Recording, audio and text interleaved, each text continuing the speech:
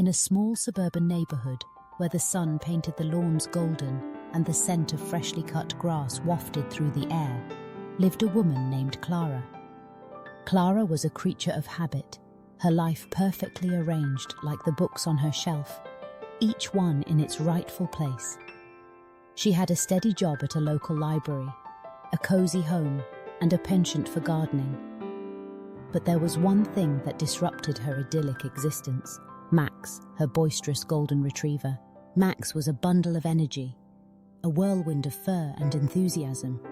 He had a heart as big as his bark, which was, unfortunately, louder than the neighborhood ice cream truck.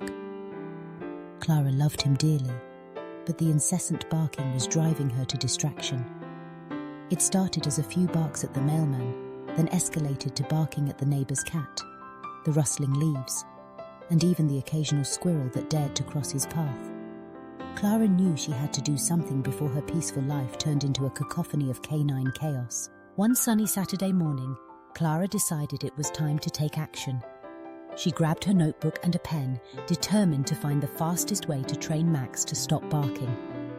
She remembered reading about a local dog trainer named Lisa, renowned for her practical techniques and down-to-earth approach. Clara had heard stories from other dog owners about how Lisa could turn even the most unruly dog into a well-behaved companion. With a surge of hope, Clara picked up her phone and dialed Lisa's number. "Hello, this is Lisa," came a cheerful voice on the other end. "Hi, Lisa. This is Clara. I have a bit of a situation with my dog Max. He barks at everything, and I'm at my wit's end. Can you help?"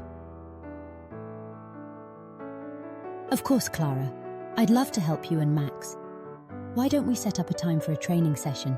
I can give you some practical techniques to curb that barking," Lisa replied, her tone warm and inviting. Clara felt a wave of relief wash over her.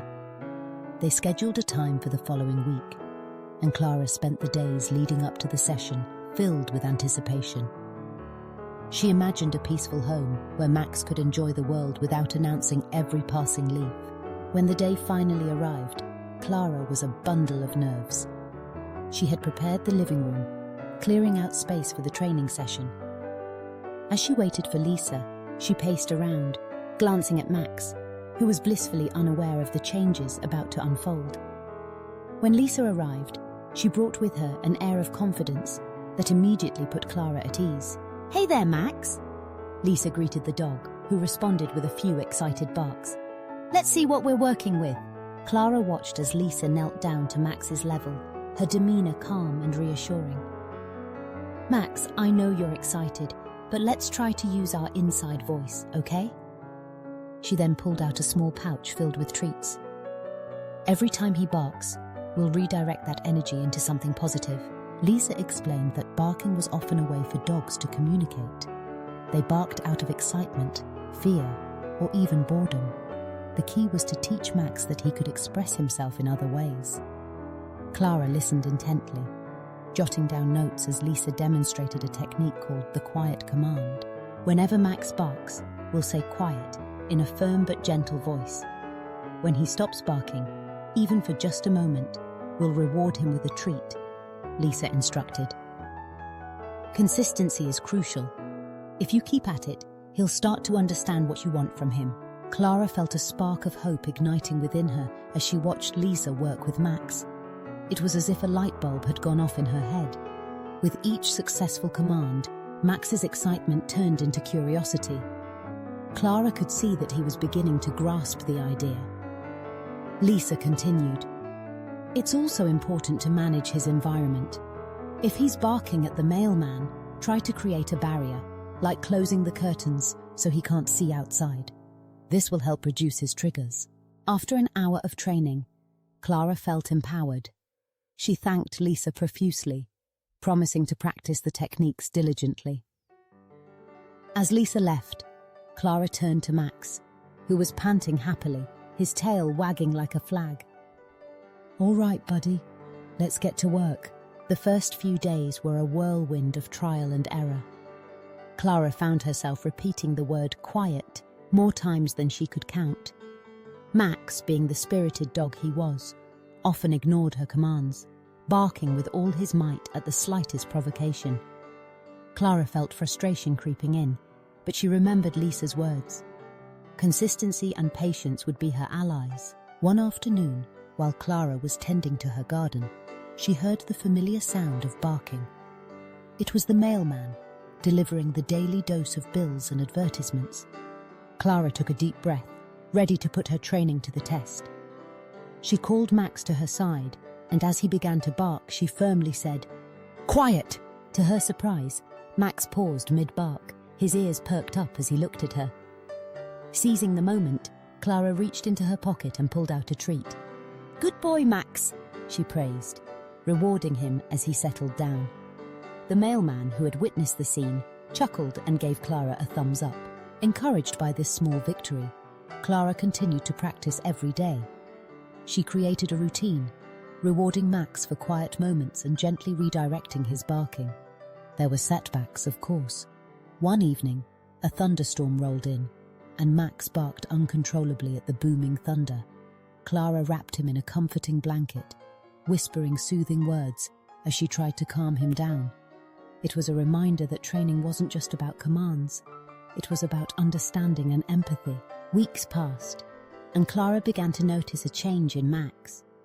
He was still a playful, energetic dog, but the incessant barking was becoming less frequent.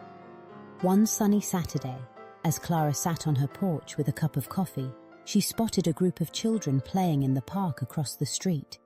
Max, who usually would have been barking at the top of his lungs, simply watched them with curiosity, his tail wagging gently. "Look at you, Max," Clara exclaimed, a smile spreading across her face. "You're becoming such a good boy." That evening, Clara decided to celebrate their progress. She prepared a special dinner for Max, complete with his favorite kibble mixed with chicken. As she set the bowl down, she couldn't help but reminisce about the chaos that had once filled her home. Now there was a sense of peace, a quiet that allowed her to enjoy her evenings without the constant interruption of barking. As time went on, Clara and Max developed a deeper bond. Their training sessions turned into moments of joy and laughter.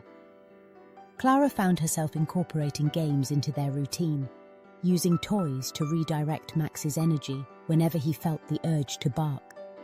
They would play fetch in the backyard, and Clara marveled at how Max's focus shifted from barking to chasing the ball. One day, while walking through the neighborhood, Clara encountered a fellow dog owner named Rachel, who was struggling with her own dog's barking. Clara felt a surge of confidence as she shared her experience with Rachel, explaining the techniques Lisa had taught her. Rachel listened intently, her eyes wide with hope. "Really? That sounds so simple. I've been at my wit's end with Bella. She barks at everything," Rachel exclaimed, her voice filled with desperation. "Trust me, it takes time, but it works. Just be consistent and patient," Clara reassured her. They exchanged numbers, promising to support each other through their training journeys. As weeks turned into months, Clara's home became a sanctuary of calmness. Max had transformed from a barking tornado into a more composed companion. Clara often reflected on the journey they had taken together, the challenges they had faced, and the victories they had celebrated. Each quiet moment felt like a triumph, a testament to their hard work and dedication.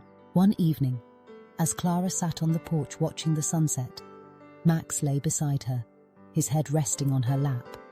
She absent-mindedly scratched behind his ears, a contented sigh escaping her lips. She thought about how far they had come, how much they had learned together. It was more than just training. It was about building trust and understanding. Just then, Clara's phone buzzed with a message from Rachel. "Bella is getting better. We had a quiet day today thanks to your tips. Let's meet up soon." Clara smiled, feeling a sense of pride not just for her own journey, but for being able to help someone else. As the sun dipped below the horizon, casting a warm glow over the neighborhood, Clara realized that the fastest way to train a dog to stop barking wasn't just about techniques or commands. It was about patience, love, and the connection forged between a dog and its owner. Max had taught her that barking was just one way of communicating, and through understanding, they had found a language all their own. In the end, Clara knew that every bark had its purpose, but there was a time and place for everything. With Max by her side, she felt ready to face whatever challenges lay ahead, knowing that together they could navigate the world, one quiet moment at a time.